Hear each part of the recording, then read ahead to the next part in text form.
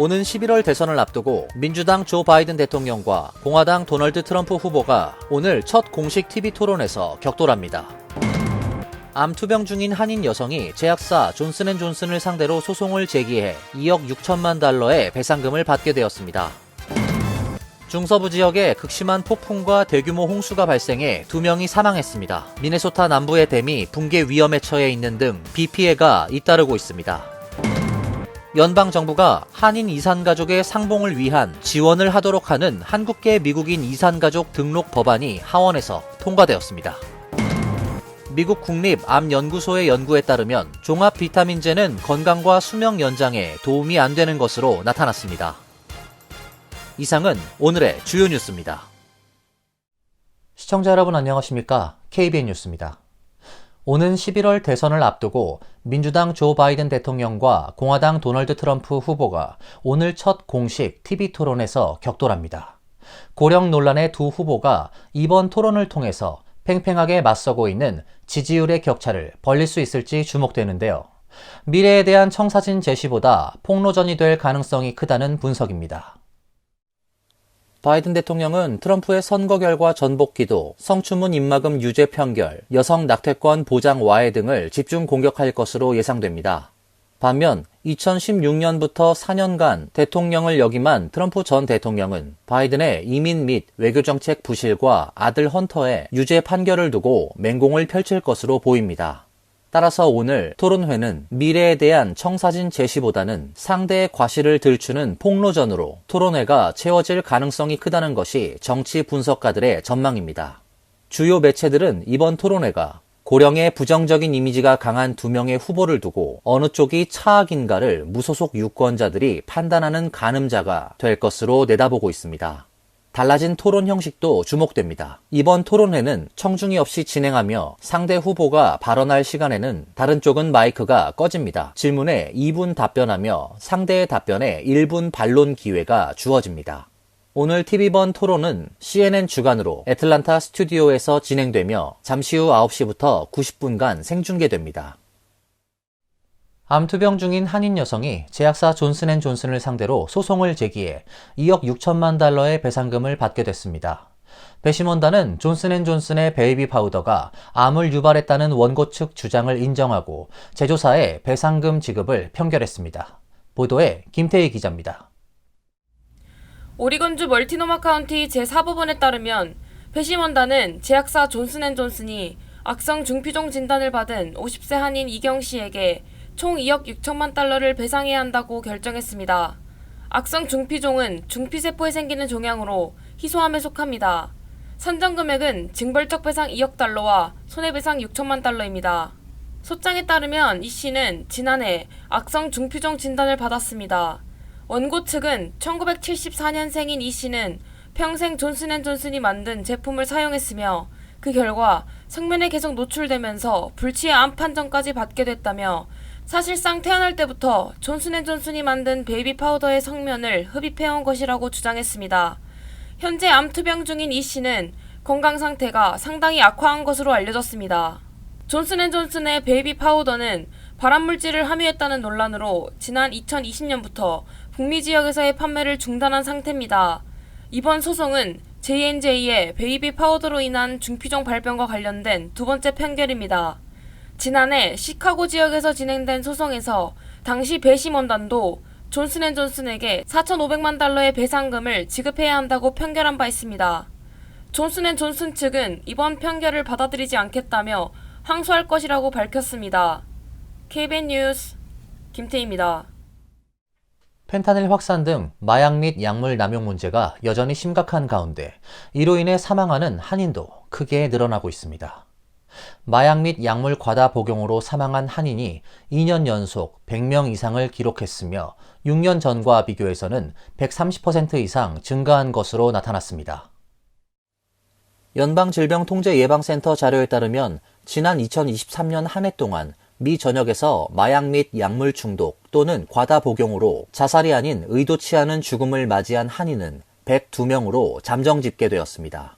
6년 전인 2018년과 비교하면 132% 늘어났으며 지난 2022년 105명에 이어 2년 연속 100명 이상을 기록했습니다. 한인들의 약물 사망은 지난 2018년 44명에서 2019년 72명, 2020년 97명, 2021년 98명으로 꾸준히 증가세를 이어가고 있으며 2022년 100명 선을 넘었습니다. 2018년부터 2023년까지 6년간 총 518명이 약물 중독 및 과다 복용으로 사망한 셈입니다. 한편 CDC 통계에 따르면 지난해 미국에서 약물 오남용 중독으로 사망한 사람은 10만 7,543명으로 집계되었습니다. 2022년에는 10만 7,941명에 이어 3년 연속 10만 명을 넘어서는 기록입니다. 2023년에 약물 중독 사망자 10만 7,500여 명 중에서 70%나 되는 7만 4,700명은 펜타닐에 의해 사망한 것으로 나타났습니다. 약물 사망자는 메릴랜드 볼티모어가 인구 10만 명당 170명으로 가장 많았고 테네시 녹스빌 86명, 내시빌 81명, 필라델피아가 78명으로 뒤를 이었습니다. 6.25 전쟁 이후 북한에 있는 가족과 이별하게 된 한국계 미국인들이 다시 가족을 만날 수 있도록 연방정부가 가족들의 정보를 관리하는 등 지원하도록 하는 법안이 하원을 통과했습니다. 연방 하원은 6.25 전쟁 74주년인 지난 25일 본회의에서 민주당 제니퍼 웩스턴 의원과 한국계인 공화당 미셸 박 스틸 의원이 발의한 이산가족 국가 등록 법안을 찬성 375대 반대 8로 가결했습니다. 법안은 국무부가 북한에 있는 가족과 재회하고 싶어하는 한국계 미국인 가족들을 파악해 국가 차원에서 명단을 작성하고 미래에 북한과 이산가족 상봉을 추진할 때 관련 정보를 활용하도록 하고 있습니다. 또 국무부가 북한과 직접 대화를 할 때 한국계 미국인 이산 가족과 북한에 있는 가족 간 상봉을 성사하기 위한 내용을 포함하도록 했습니다. 의회는 이산 가족 명부 구축을 위해 100만 달러의 예산을 국무부에 배정할 계획이며 국무부는 매년 의회에 이산 가족 상봉 현황을 보고해야 합니다. 미셸 박 스틸 의원은 많은 한국계 미국인들이 북한에 갇힌 친척들과 평생 이별에 따른 심적 고통을 아직도 겪고 있다면서 70년은 충분히 긴 시간이고 이들 다수는 사랑하는 이들을 만날 수 있는 시간이 얼마 없다며 신속한 법안 통과를 촉구했습니다. 법안이 발효되려면 상원에서도 통과한 뒤 대통령이 서명해야 합니다. 중서부 지역에 극심한 폭풍과 대규모 홍수가 발생해 최소 2명이 사망했으며 1900년대 초 건설된 미네소타 남부의 한 댐은 붕괴 위험에 처해 있습니다. 강풍과 폭우를 동반한 폭풍이 미국 중서부 지역을 강타해 큰 피해가 예상됩니다. 네브라스카 북동부와 사우스 다코타 남동부, 아이오와 북부, 미네소타 남부에 이르는 지역에서 기록적인 대규모 홍수가 발생했습니다. 미네소타주 블루어스 카운티는 망카토 인근 라피아 댐이 붕괴 위험에 처했다고 밝혔습니다.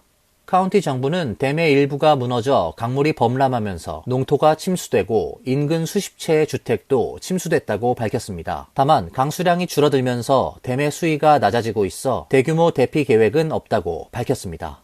현재 주 방위군을 투입해 인근 펌프장 등을 관리하고 있습니다. 홍수로 인한 사망자도 발생했습니다. 아이오와주 클레이 카운티에서 70대 중반의 남자가 홍수로 불어난 급류를 건너려다가 사망했으며 사우스 다코타주에서는 87세 남성이 홍수로 인한 교통사고로 사망했습니다. 기상청은 중서부 북부 및 중부 평원 지역에서 7월 초까지 강풍과 폭우를 동반한 강력한 뇌우가 지속된다고 예보했습니다. 일부 지역에는 토네이도 발생 우려도 있어 각별한 주의가 당부되고 있습니다. 뉴욕시 교통체증이 전 세계에서 가장 심한 것으로 나타났습니다. 맨해튼 중심 지역의 1마일 평균 이동 시간은 시속 11마일에 불과했고 가장 교통체증이 심한 도로는 롱아일랜드 익스프레스웨이 맨해튼 진입로 4마일 구간으로 조사되었습니다. 교통 데이터 분석업체 일릭스가 공개한 2023 글로벌 교통 현황 보고서에 따르면 전 세계에서 교통체증이 가장 혼잡한 도시는 뉴욕으로 나타났습니다. 뉴욕시는 지난해 교통체증으로 길에 버린 시간이 1인당 연평균 101시간이었으며 허비된 시간과 연료를 금전으로 환산한 금액은 $1,762로 조사되었습니다.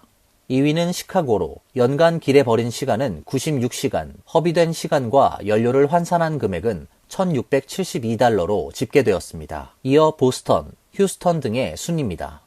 미국 전체적으로 교통체증에 따른 소비시간은 1인당 연평균 42시간으로 추산되었습니다. 운전자들이 지난해 교통 정체로 인해 허비된 시간과 연료를 환산한 금액은 $733로 조사되었습니다. 뉴욕시의 경우 지난해도 세계에서 최악의 교통체증 도시라는 오명을 아는 바 있습니다. 다만 2022년 105시간보다는 4시간 개선된 것으로 분석되었습니다. 맨하탄 다운타운 중심부의 1마일 이동 평균 속도는 시속 11마일에 불과했고 피크타임 평균 속도는 시속 15마일에 그쳤습니다. 뉴욕시에서 교통체증이 가장 심각한 도로는 롱아일랜드 익스프레스웨이에서 맨해튼 브릿지 앞 틸러리 스트리트까지 브루클린 퀸즈 익스프레스웨이 4마일 구간으로 운전자들은 지난해 출퇴근 시간대 이 구간에 갇혀 1인당 82시간을 허비했습니다. 이처럼 뉴욕시의 극심한 교통체증을 해결하기 위해 추진했던 혼잡 통행료 시행이 뉴욕 주지사의 결정으로 중단됐는데요. 통행료 시행 주체인 메트로폴리탄 교통공사가 결국 혼잡 통행료 연기안을 받아들이기로 결정했습니다. 메트로폴리탄 교통공사는 어제 지난 5일 캐시 오컬 뉴욕 주지사의 교통 혼잡료 시행 무기한 연기 발표 후 첫 정기 이사회를 열고 법적으로 요구되는 합의 마련 전까지 혼잡 통행료 시행을 미루기로 결정했습니다. MTA는 협의 주체들의 허가 없이 단독 시행은 법적으로 불가능하다는 기존의 입장을 되풀이해 향후 시행 가능성은 열어두었습니다. MTA 이사회는 $550억 규모의 대중교통 인프라 개선 프로그램 중 $165억 예산이 줄어들게 됨에 따라 $50억 규모의 세컨 애비뉴 전철 공사와 전기버스 보급, 신형 전철 교체, 23개의 전철역 엘리베이터 공사 등을 모두 중단한다고 밝혔습니다. 제노리버 MTA 회장은 영구적인 연기라고 생각하지 않는다며 연방 자금 마련을 위해 노력 중이며 예산 확충처가 마련되는 대로 대중교통 개선 작업을 본래 계획대로 실천할 수 있게 노력할 것이라고 밝혔습니다. 미국 의학협회 저널 자마 네트워크 오픈에 게재된 연구 결과에 따르면 종합 비타민제는 건강과 수면 연장에 도움이 안 되는 것으로 나타났습니다. 국립암연구소 연구원들은 수명 연장을 위해 종합 비타민제를 복용하는 것을 지지하지 않는다고 밝혔습니다. 국립암연구소의 에리카 로프트필드 박사와 동료들은 미국 성인 약 40만 명의 20여 년간의 데이터를 분석했습니다. 조사 대상자의 중간 나이는 61.5세, 만성질환 병력이 없는 대체로 건강한 사람들로 구성했습니다. 연구 결과 매일 종합 비타민제를 먹어도 심장병이나 암과 같은 다른 질환으로 인한 사망 위험을 줄일 수 있다는 아무런 증거도 나오지 않았습니다.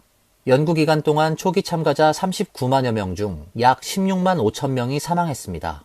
그런데 매일 종합 비타민제를 먹은 건강한 사람들은 비타민을 먹지 않은 사람들보다 연구 기간 동안 사망할 확률이 오히려 4% 더 높았습니다.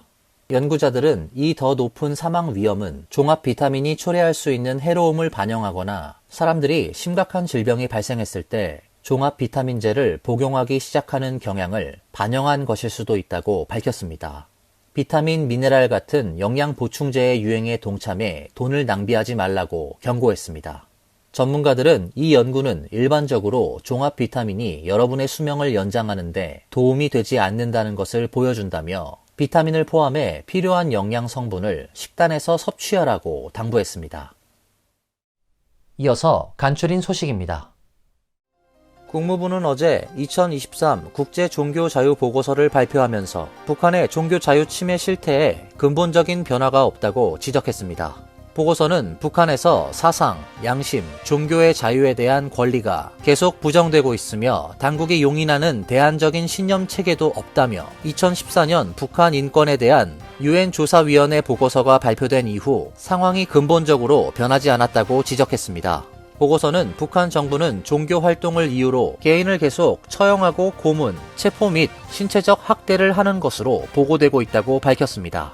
또 미국 정부는 북한 내 종교 자유에 관해 복수의 포럼과 북한과 외교 관계를 맺고 있는 국가들을 포함한 제3국 정부와의 양자 협의 때 우려를 제기했다고 덧붙였습니다.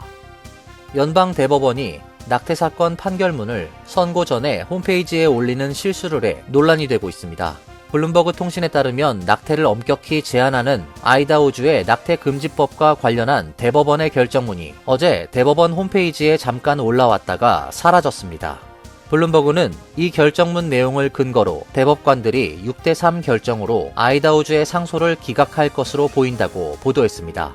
대법원이 미국 사회에서 매우 민감한 현안인 낙태 관련 판결을 사전에 유출한 게 이번이 처음이 아닙니다. 대법원은 2022년 6월 로데웨이드 판결을 뒤집는 결정을 선거 수주 전에 온라인 매체 폴리티코가 입수해 보도하기도 했습니다. 백악관은 2023년 발효된 인플레이션 감축법에 따라서 제약회사들의 물가상승 벌금을 부과해 약값을 낮출 예정이라고 어제 밝혔습니다.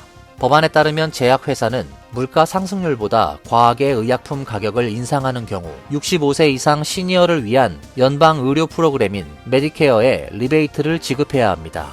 따라서 올해 7월 1일부터 9월 30일까지 메디케어 가입자들은 메디케어 파트 B에 해당하는 64개 처방약을 이용할 때 본인 부담률이 더 낮아집니다. 발표에 따르면 혜택을 받는 메디케어 가입자의 수는 75만 명에 달합니다. 캔자스와 미주리주 연방법원은 24일 바이든 행정부의 연방학자금 대출 탕감 프로그램인 세이브 플랜 일부의 예비 금지 명령을 내린다며 시행 중지 판결을 내렸습니다. 세이브 플랜은 다음 달 1일부터 대출자의 월 대출 상환 부담 금액을 기존 10%에서 5%로 낮추고 일부 대출자들이 10년 이상 상환한 남은 대출금을 탕감해주는 등 추가적인 대출 탕감을 계획하고 있었습니다. 이번 판결은 지난 3월과 4월 공화당이 주도하는 11개의 주에서 세이브 플랜을 저지하기 위한 소송을 제기함에 따른 결과입니다. 바이든 행정부는 캔자스와 미주리주 연방법원의 판결에 모두 항소할 것이라고 밝혔습니다. 환율과 증권 소식입니다.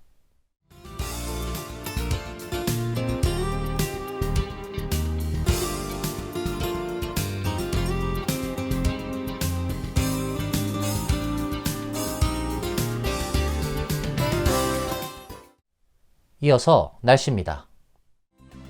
내일은 오늘보다 기온이 더 내려가고 습도도 줄어 쾌적한 날씨가 예상됩니다. 낮 최고 기온 78도, 섭씨 26도, 밤 최저 기온 66도, 섭씨 19도로 예상됩니다. 토요일은 천둥 번개를 동반한 소나기가 내리는 곳도 있겠습니다. 일요일은 다시 기온이 올라가 무더운 날씨가 예상됩니다. 이상으로 KBN 뉴스를 마칩니다. KBN과 함께 즐거운 시간 되시길 바랍니다. 동부 최대 한인방송 KBN이 제작하는 KBN 뉴스는 웹사이트 mykbn.com 그리고 유튜브와 페이스북에서 다시 보실 수 있습니다. 좋아요, 구독, 알림 설정은 뉴스 제작에 큰 도움이 됩니다.